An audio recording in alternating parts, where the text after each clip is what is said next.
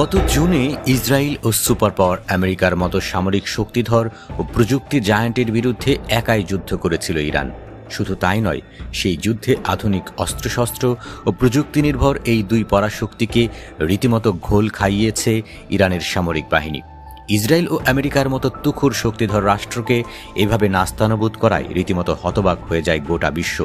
যুদ্ধের এতদিন পরেও ইরানের সেই বীরের মতো লড়াইকে বাহবা দিচ্ছেন সামরিক বিশ্লেষকরা।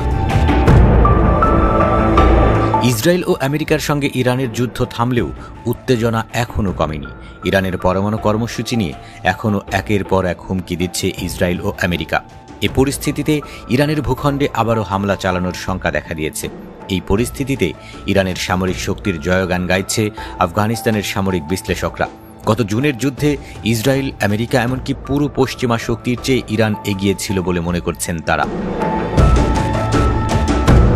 আফগানিস্তানের সামরিক বিশ্লেষকরা বলছেন, 12 দিনের যুদ্ধে ইরান দখলদার ইসরায়েলের তুলনায় ইলেকট্রনিক ও সাইবার যুদ্ধে স্পষ্টভাবে এগিয়েছিল। তাদের মতে সেই যুদ্ধে ইরানের ক্ষেপণাস্ত্রগুলো ইসরায়েলের উন্নত প্রতিরক্ষা ব্যবস্থাকে ফাঁকি দিয়ে গুরুত্বপূর্ণ সামরিক ও অর্থনৈতিক লক্ষ্যবস্তুতে সরাসরি আঘাত এনেছে, যা প্রমাণ করে যে ইরান এই ক্ষেত্রে প্রযুক্তিগতভাবে শীর্ষে রয়েছে। আফগানিস্তানের সামরিক বিশ্লেষকরা বলছেন, যুদ্ধে ইরান নিজস্ব প্রযুক্তিতে তৈরি উন্নত ক্ষেপণাস্ত্র ও ড্রোন, কৃত্রিম বুদ্ধিমত্তা এবং সাইবার আক্রমণ ব্যবহার করেছে।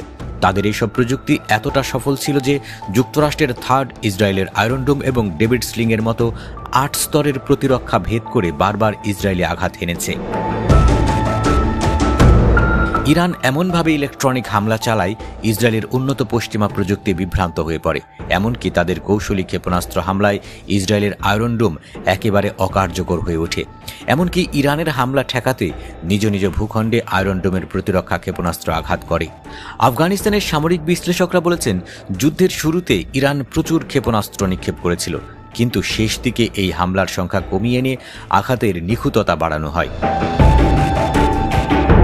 আফগানিস্তানের সামরিক বিশ্লেষকদের মতে, এই 12 দিনের যুদ্ধে ইরান তার সামরিক সক্ষমতার কেবল একটি ছোট অংশই ব্যবহার করেছে।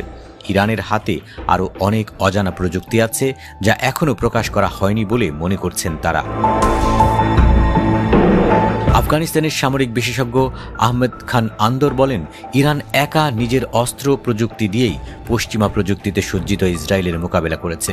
এর মাধ্যমে ইরান প্রমাণ করেছে যে তারা সাইবার ও ইলেকট্রনিক যুদ্ধে এগিয়ে আছে। এমনকি তাদের ক্ষেপণাস্ত্রগুলো ইসরায়েলের উন্নত প্রতিরক্ষা ব্যবস্থা ভেদ করতে পারে বলেও প্রমাণ হয়েছে। তিনি বলেন, ইরানের পক্ষে থার্ড ও আয়রন ডোমের মতো মার্কিন প্রতিরক্ষা ব্যবস্থা অকার্যকর করা ছিল এক বিশাল সাফল্য। এর মাধ্যমে তারা তেল আবিব পর্যন্ত হামলা চালিয়ে ইসরায়েলের সামরিক শ্রেষ্ঠত্বের ভাবমূর্তির ধুলোয় মিশিয়ে দিয়েছে।